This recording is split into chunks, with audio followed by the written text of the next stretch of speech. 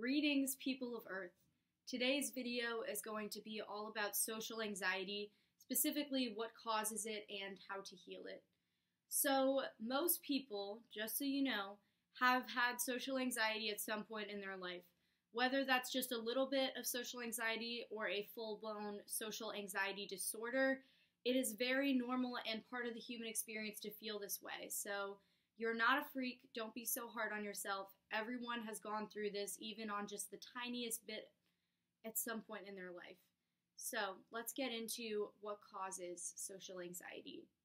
So the cause of social anxiety can be a combination of factors, but the main factor is that there was an experience or several experiences in your childhood that triggered a belief system within you that you are not equal to or good enough in comparison to other people. Social anxiety is very rooted in social comparison, which is why you will have a lot of thoughts when you're feeling socially anxious about comparing yourself to other people. Do I measure up to this person? Do they look better than me? Are they better than me in terms of their personality? All of those thoughts are very much rooted in social comparison. Perhaps when you were in kindergarten, for example, you asked some children to play with you and they said no.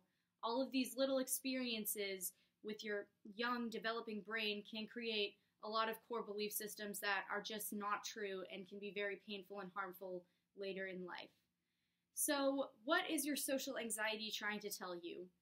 While it can look a lot like your social anxiety is very negative and trying to tell you that you are not good enough and that everyone's talking about you behind your back and all of that jazz, what your social anxiety is really trying to do is it's trying to protect you. So it really does have good intentions behind it. It just wants to keep you safe and keep you from feeling embarrassed and all of those unpleasant emotions that you may have felt in childhood or witnessed in someone else, for example. So when you have social anxiety, it is an opportunity to go inside of yourself and talk to that inner scared child and give them the comfort, the love, and support that they need. You could say to that child, "You are worthy. You are great. Just because these people do not want to be with you right now doesn't mean that you are less than the other children." These kinds of phrases can heal that memory.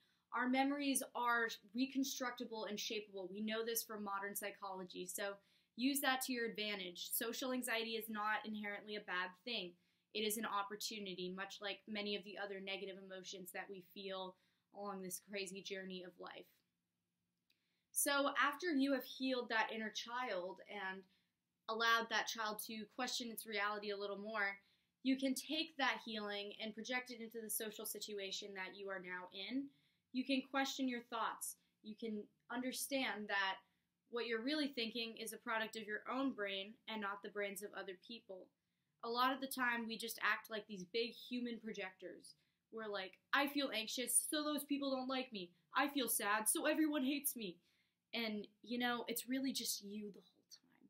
So take accountability and responsibility for your own feelings. Don't assume anything about what anyone else is thinking, because one thing I can say for sure is none of us are 100% psychic.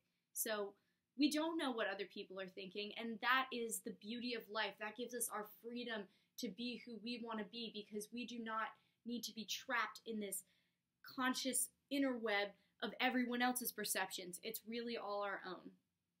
So I really hope that you can use your social anxiety to really question yourself. Another important factor of social anxiety is that it can teach you some very valuable coping skills. Rather than avoiding a social situation altogether in order to not feel the unpleasant feelings of social anxiety, you should really try to force yourself to confront that fear. And no, that doesn't mean that you have to just go to the middle of the party by yourself. Small, attainable goals that you keep to yourself every day are going to produce better results for you. And when you're in those situations, you can practice calming breaths. You can listen to that social anxiety voice and ask it, what are you really trying to tell me? Are you really trying to tell me that other people are talking shit about me? Or are you really just trying to protect me? Ask your anxiety questions. Speak to it like it's another entity. Anyways, that's the end of this video. Let me know what you thought, if you enjoyed it. And yeah, if anybody has an idea for a video that I should do, you have any content you're dying to see, let me know. Happy January.